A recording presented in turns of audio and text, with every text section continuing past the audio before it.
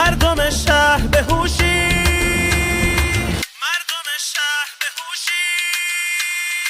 هرچه دارید و ندارید بکوشید و برقصید و بخندید که امشب سر هر کوچه خدا هست.